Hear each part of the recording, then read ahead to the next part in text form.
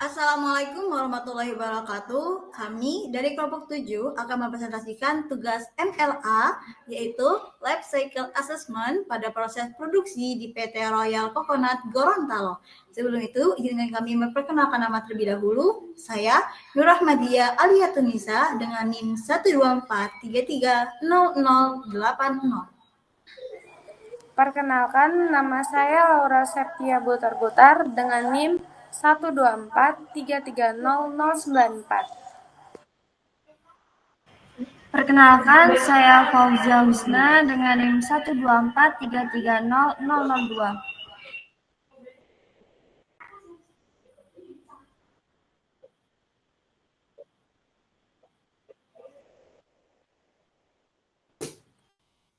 Perkenalkan, nama saya Leo Manulang dengan NIM 124330103. Baik, di sini kami akan mulai melakukan presentasi, di mana pada slide pertama, yaitu kita akan menganalisis untuk mengidentifikasi, mengevaluasi, dan mengurangi dampak lingkungan demi mewujudkan industri yang berkelanjutan. Pada slide pertama, itu adalah latar belakang mengenai isu pencemaran lingkungan. Di sini, saya akan menjelaskan tentang latar belakang tersebut. Pada PT Royal Coconut Gorontalo pernah mengalami kasus pencemaran lingkungan yang serius. Pengolahan limbah cair yang kurang maksimal mengakibatkan populasi udara, air sungai tercemar, dan kematian ratusan ikan di desa Ombulo. Berikut data dari hasil analisis tersebut. Data menunjukkan tingkat polutan BOD dan COD dan keasaman pH yang sangat tinggi, jauh melampaui standar yang diizinkan, sehingga memerlukan tindakan perbaikan segera. Selanjutnya akan dipresentasikan oleh teman saya.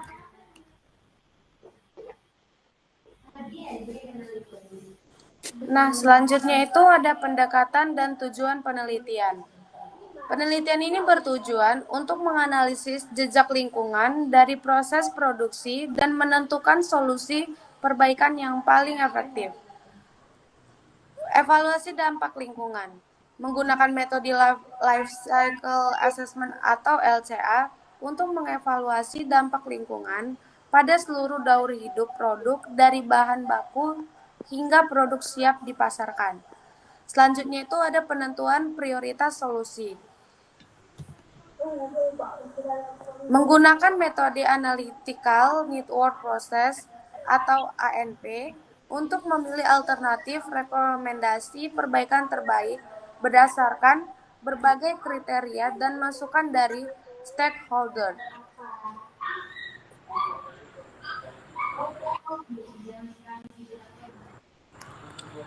Oke, pada slide ini saya akan menjelaskan. Slide ini ditunjukkan hasil Life Cycle Assessment atau LCA yang bertujuan untuk mengidentifikasikan produk dan proses yang memberikan dampak lingkungan paling besar. Dari 3 produk utama, yaitu tepung kelapa, minyak kelapa, dan bungkil, terlihat bahwa tepung kelapa memiliki kontribusi dampak lingkungan paling signifikan dengan nilai sebesar 37,1.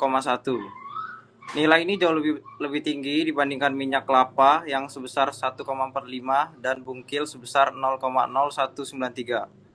Hal ini menunjukkan bahwa proses produksi tepung kelapa menjadi prioritas utama yang perlu diperhatikan dalam upaya perbaikan lingkungan. Selanjutnya bisa digeser slide-nya. Selanjutnya adalah analisis lebih mendalam menunjukkan bahwa titik kritis atau sumber dampak terbesar berasal dari proses pengeringan dan emisi boiler. Pada tahap ini, pembakaran tempurung kelapa sebagai bahan bakar boiler menghasilkan emisi yang berkontribusi besar terhadap kategori dampak respiratory inorganik, yaitu zat anorganik di udara yang dapat mengganggu sistem pernapasan.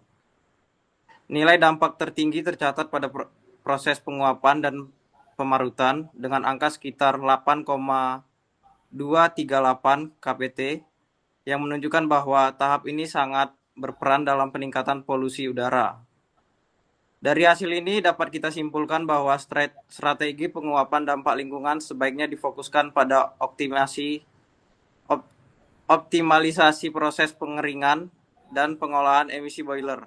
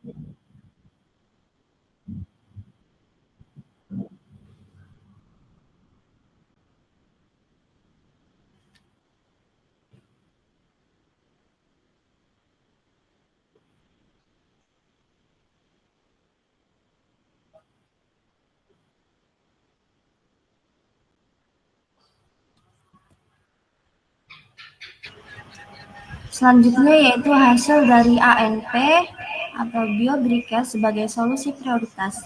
Berdasarkan analisis ANP yang melibatkan para stakeholder, alternatif terbaik yang terpilih adalah penggunaan biobriquette sebagai bahan bakar boiler dengan memprioritaskan kriteria dampak lingkungan. Tempurung kelapa saat ini energi termal sebesar 6.300 kalori, emisi CO2 sebesar 797,119 kilo. Biobriquette dengan energi termal sebesar 6.350 kalori dan emisi CO2 sebesar 176,16 kilo.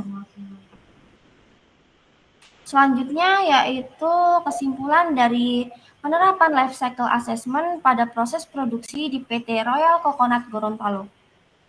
Kesimpulan yang pertama yaitu dampak teridentifikasi.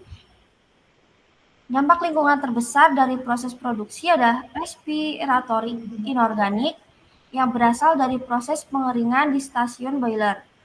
Selanjutnya yang kedua, solusi terpilih metode ANP menetapkan bahwa penggunaan biobriquette sebagai bahan dasar boiler adalah alternatif perbaikan dengan prioritas tertinggi. Yang terakhir ada manfaat ganda. Implementasi biobriquette tidak hanya mengurangi emisi gas rumah kaca secara drastis, tetapi juga meningkatkan efisiensi energi termal pada proses produksi. Langkah selanjutnya yaitu merekomendasikan PT Royal Coconut Gorontalo untuk mengimplementasikan penggunaan biobriquette untuk mencapai proses produksi yang lebih bersih, efisien, dan berkelanjutan. Sekian dari presentasi yang dapat kami sampaikan. Kurang lebihnya kami mohon maaf. Kami akhiri. Wassalamualaikum warahmatullahi wabarakatuh. Terima kasih. Waalaikumsalam warahmatullahi wabarakatuh. Kalau ada pertanyaan